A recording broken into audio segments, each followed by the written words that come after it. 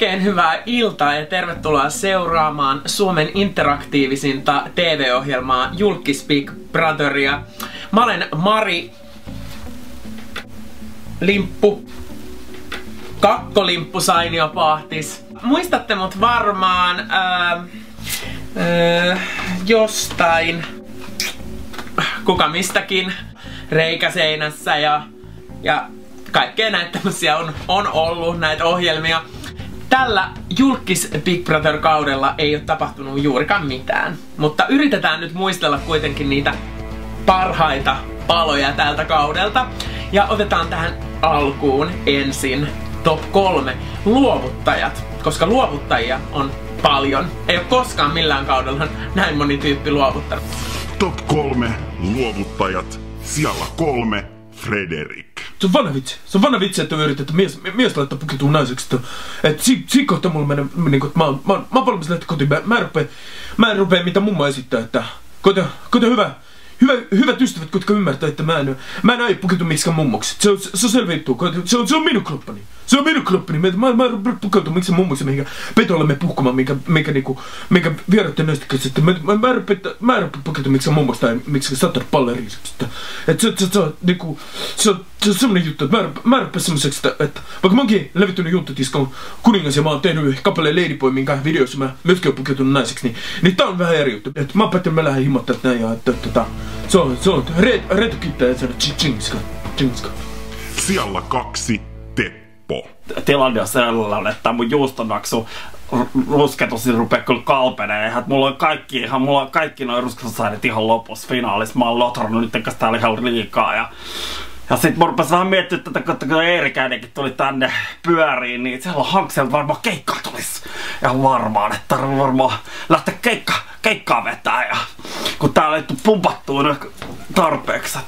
Mä voisin kyllä lähteä nyt vetään täältä johonkin toiseen mestaan täältä mestasta. Mistä mestasta mä nyt sit oon täällä Big Brother-talossa. Siellä 1 Andy. On Andykin ollut tutkittu vankeudessa, mutta tämä tuntuu ihan samalta kuin olisi siellä, paitsi että tutkintovankeudessa lukee. Mä oon lukenut kaikki Andy Polvan tuotannot. Tiina menee kouluun.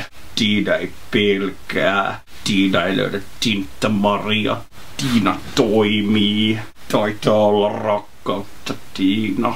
Tiinalle otetaan pikkusisko, ei ollut kovin hyvä, mutta kyllä mä sen loppuun luin. Tiinan ampiaiskesä ja 1987 Tiina saa ehdot. Tiinalla ei mennyt hirveän hyvin silloin koulussa. Jos saisin yhden Tiina-kirjan lukea, niin tämä on pretty greatest shit niinku ever. Seuraavaksi otetaankin sitten draamaa, nimittäin draamalta ei olla vältetty tälläkään kaudella. Ja siinä sitä on ollut vasta kuule viihdettä, kun nämä Ö-luokan julkikset on tuolla talossa ottaneet yhteen. Eli nyt mennään katsomaan top 3 tappelut PV-talossa. Top 3 fightit. Siellä 3 Niko ja Susanna.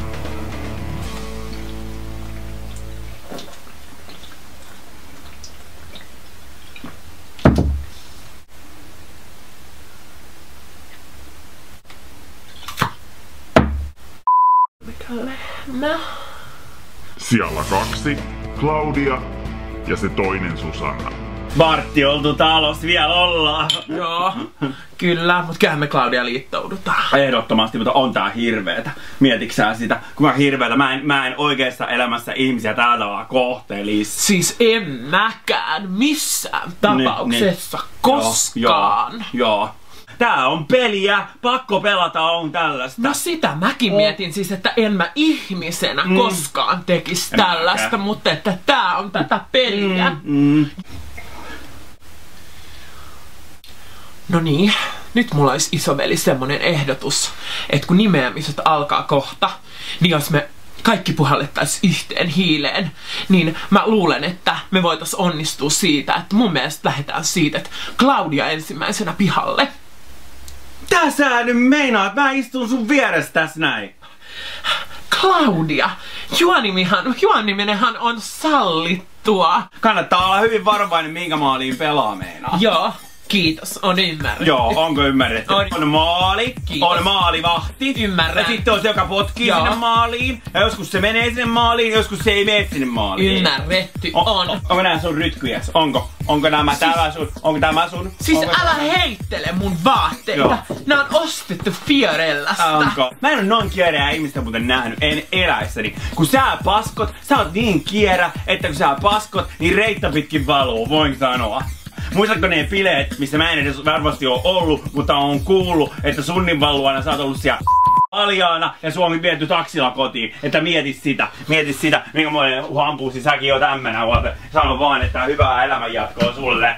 Paskaa valuu reitta pitkin. Siis ihan kauheeta. Turhaan ei varoteltu. En ole taksissa ollut, vaan Sunnivan autossa.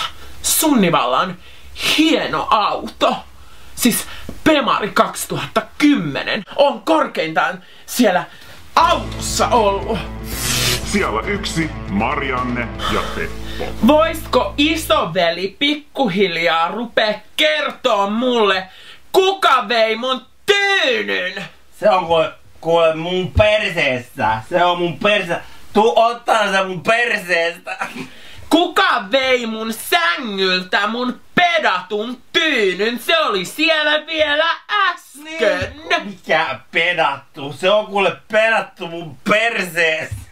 Pedattu tyyny on semmonen, missä on tyynyliina sen tyynyn päällä. Mä en ole nyt ihan varma, että mistä tässä on oikeastaan kysymys. Hirveä sota täällä on menossa, mutta ilmeisesti jonkun pedatut tyynyt on jonkun perseestä. Saatana! Mun sängystä puuttuu tyyny. Oot sä ottanut mun tyynyn? Eikö se nyt on tullut ihan selväksi tää asia? Ne tyynyt on Claudian perseessä. Mitä sä puutut tähän? Anna mun olla rauhassa. Mitä mä puutun tähän? Hei, mitä sä meidät tehdä asialle? Älä sä puutu mun asioihin. Mitä sä nyt teet tälle asialle? Mitä sä tulit tänne meukaan? Sä tulit tänne Tajut sä, et sul tulee mustelmat, kun mä lyön näillä silikooneilla sua kohta sun lanttuun. Tajut sä, haluut sä lanttuun? Haluut sä lanttuun? Selleriin, porkkana, parsakaalin, kukkakaalin, haluut sä johonkin?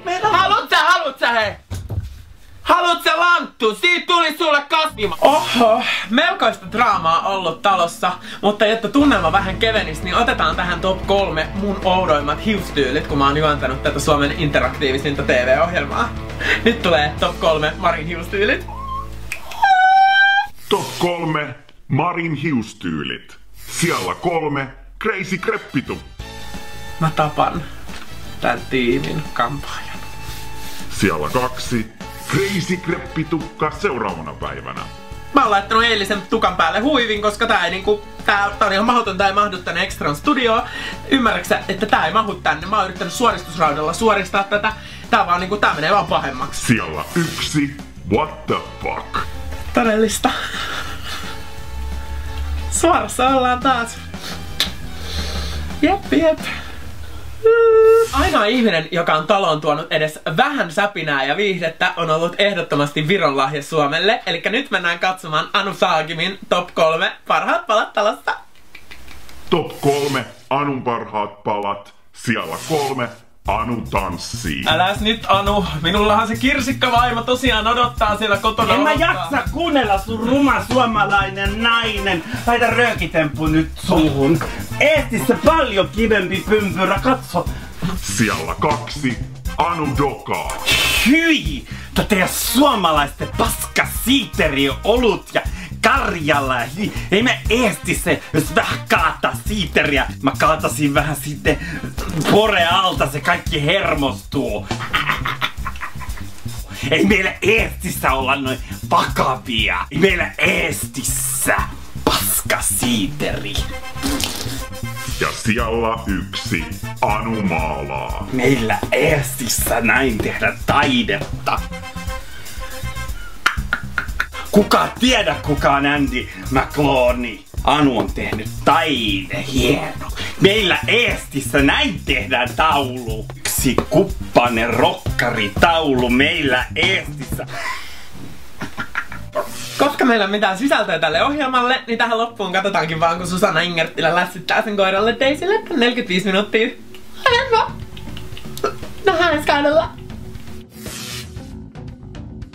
Kuka se siinä on? Siinä on äidin pikku Daisy.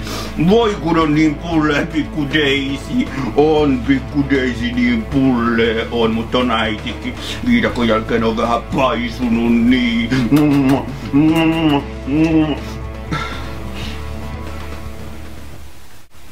Kumpi pää tässä nyt?